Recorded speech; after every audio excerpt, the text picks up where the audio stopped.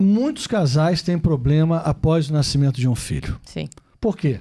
Porque a mulher, e com toda a vênia eu falo isso, esquece que tem marido. Sim. Ok?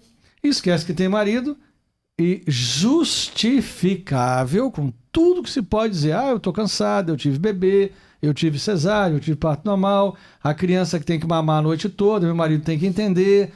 E a lista não acaba. Sim. Não acaba. É interminável. E pega o marido e quase devolve para a mãe. Sim. Toma aqui, leva seu filho de volta que agora eu tô com o meu. Só que isso é o início do fim. Sim. Isso é um grande passo para destabilizar uma família, para acontecer coisas que não tem que acontecer. Porque nós não estamos falando de uma semana, de 3 dias, de um mês. Tem gente que esquece o marido 1 ano. Sim. Alguém vai acolher o marido. Então, assim, diante de 12 crianças, né? Como é que você não permite que isso aconteça? Vamos lá, Bertaldo. Olha, quando eu casei com o Carlos... A pergunta é bem direcionada, porque para a mulher é mais difícil, né? A mulher que engravida, a mulher que fica mulher no que pós... passa por tudo Exatamente. isso, né? Antes de eu casar com o Carlos, a minha irmã já tinha casado antes de mim. E aí, o meu afilhado era especial. Então, muitas vezes, na época eu estava solteira, eu ia para casa dela para poder dormir, para ela poder descansar. Ela tinha tido uma cesárea. Então, eu acompanhava muito a minha irmã e eu também acompanhava ela aonde ela ia. Então, eu assistia muitas palestras dos padres da obra. E aí, uma que me marcou muito foi uma do padre Guilherme, que ele é até meu compadre hoje. Que ele falou o seguinte: gente, não é porque vocês casaram que vocês vão ficar aí parecendo o bagaço da laranja.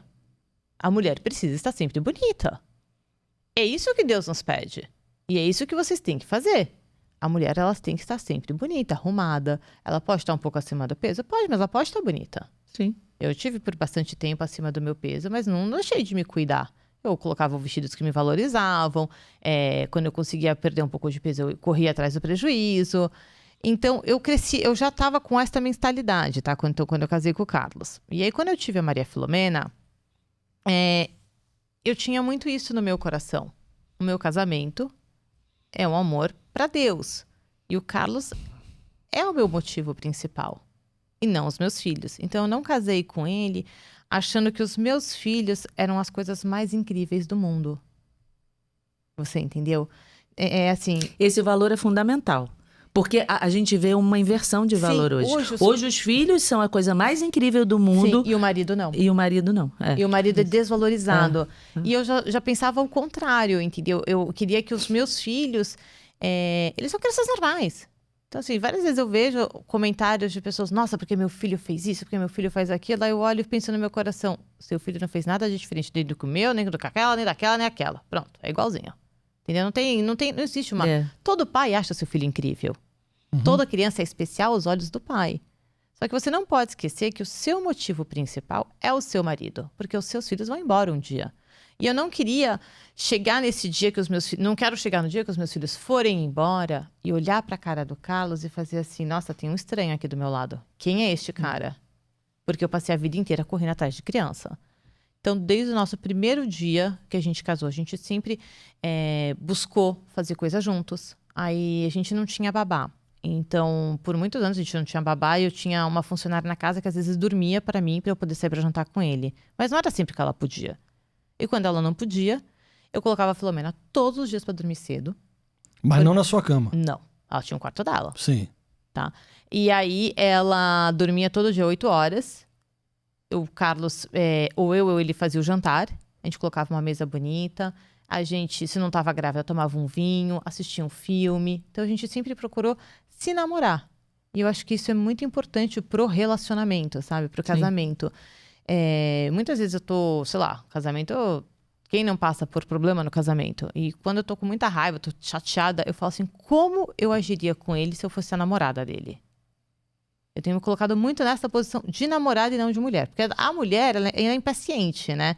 A mulher é aquela bicha, aquela mulher fica um pouco mais rabugenta. Então eu olho e falo: não, eu tenho que ser namorada dele. Então, você já muda um pouco mais a mentalidade e você começa a tratar a pessoa com mais carinho. Porque a namorada, você tá tentando conquistar o cara. Exatamente. Você não quer? Ainda não casou. Não casou? Namorada não tem estabilidade. Não. Não é? Só que é isso, né? A gente precisa cuidar do nosso casamento. Então, assim, nunca a gravidez ou o filho... Porque, assim, você estava grávida e com crianças pequenas o tempo todo, nos últimos 12 anos que você está casada. Então, isso nunca impediu de você namorar o seu marido. Nunca. Eu sempre namorei ele. Pois é. Então, todos os anos. A turma aí que está nos ouvindo hoje, se a Mari pode, você que só tem um filho, por favor, hein?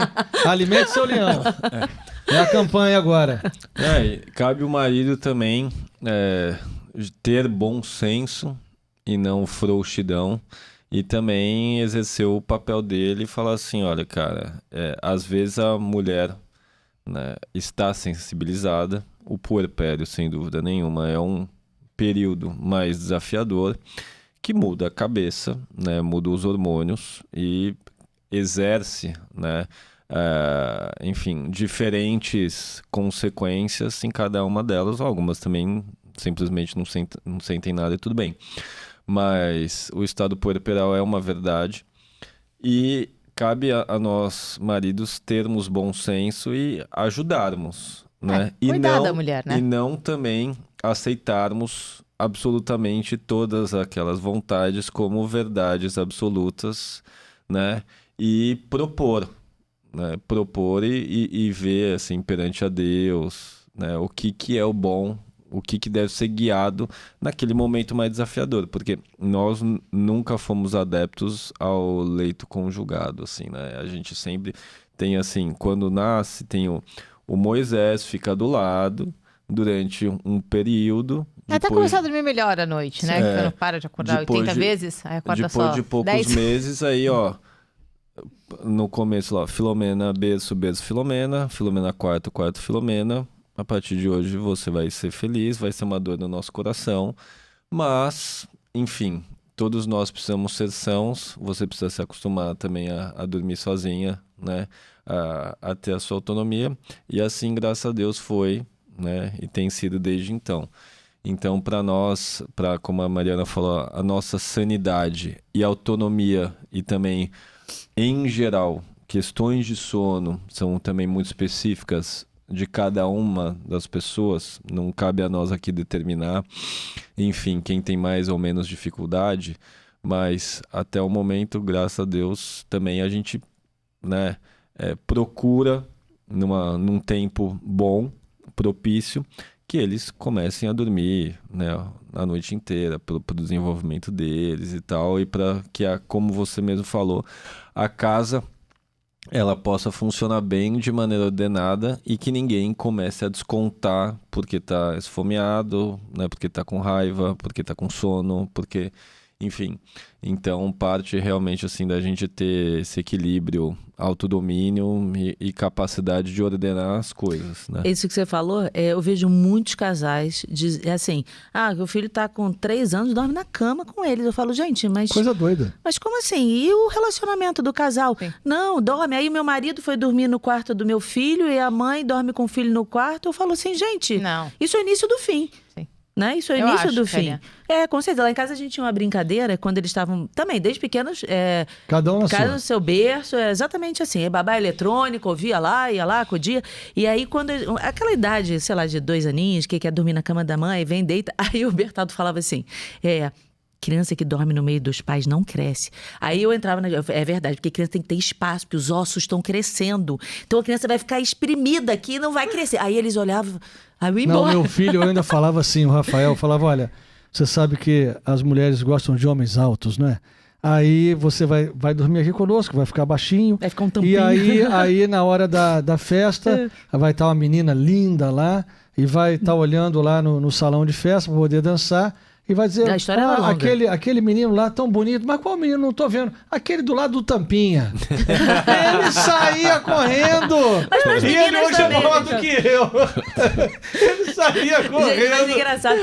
Mas para as meninas também a gente falava, criança não cresce que dorme no meio do pai. Aí elas ficavam olhando, tá bom. Aí eu ia embora, entendeu? Muito engraçado. Mas porque tem...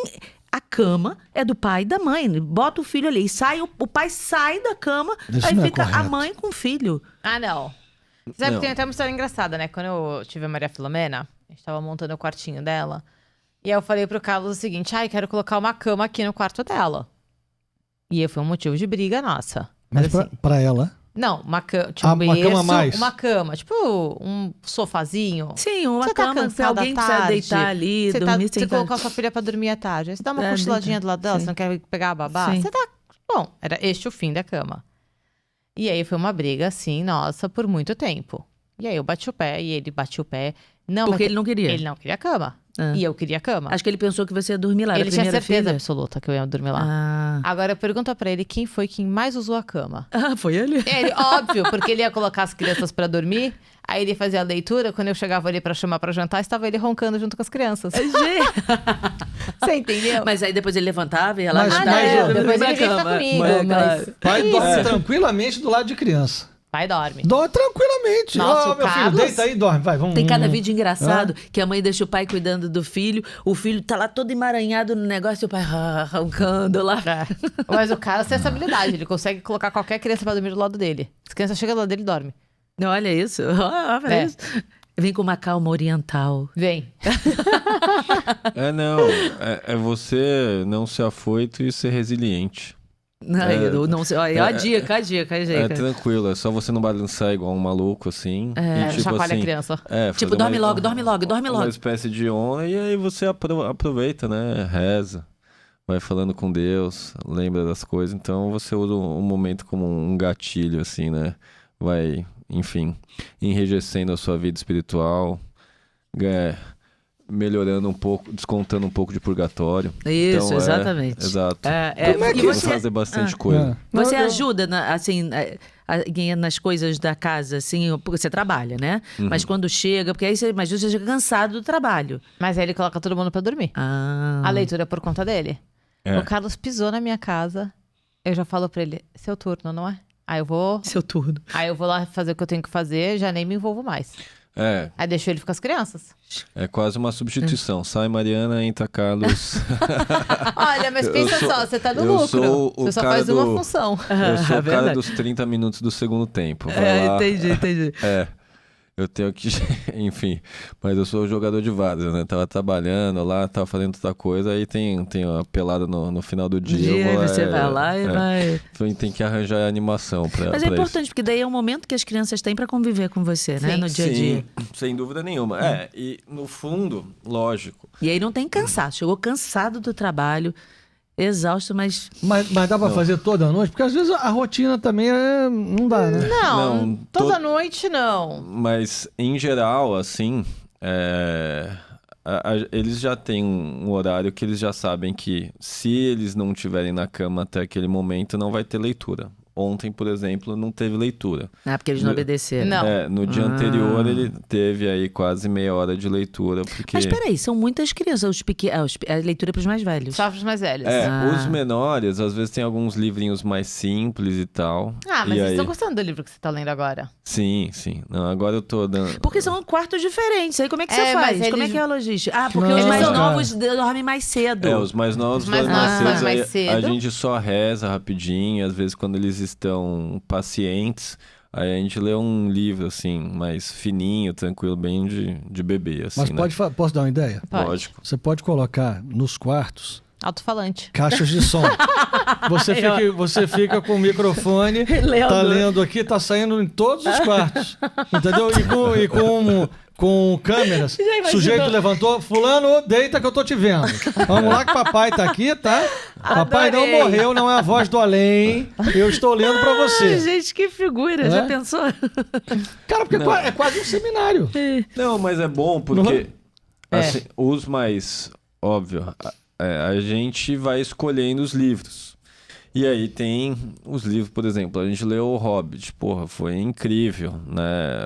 A literatura, assim, de muita qualidade, o texto é muito bom, e eles perceberam, e realmente, assim, o texto tem um ritmo tão bom, né? Tão bem feito, que você vai Mas você ficando... separa de 12 até que idade? Não. Ali escuta todo mundo. Todo mundo. Todo né? mundo, assim, da Madalena pra cima. Dos Que tem 4 4 aos anos. 12, eles estão mais ou menos no mesmo nível lá. Então agora a gente tá lendo o livro É, de... mas a Filomena, com 12, entende outra coisa totalmente diferente do Mas que... aí a sim. Madalena É, e a cara. Margarida, eu acho que Elas elas vão na criam onda. mais uma memória afetiva do momento, sabe? E não entendem a Entendi. história Eu adorava Não. contar história. Gente. Aquele mandava pro quarto pra contar a história. É horrível. Eu dizia assim, eu tô horrível de história. É horrível Mas de história. eu dizia assim, era uma vez e acabou. Era essa história que ele contava. Eu ficava olhando pra cara dele assim. Não, a história mesmo, que eu falava, era uma Outro vez... dia, a do meio tava até rindo. É, Falou, eu papai falava, contava a é. história, era uma vez e Era acabou. uma vez e acabou. Mas assim, eu começava a contar a história e elas ficavam assim, né? Eu assim, era uma vez uma menina muito inteligente. Ela tinha um cabelo assim, eu ia descrevendo ela. Aí daqui a pouco ela tava assim, você tá falando de mim. Que fofos. Ficava inventando a história.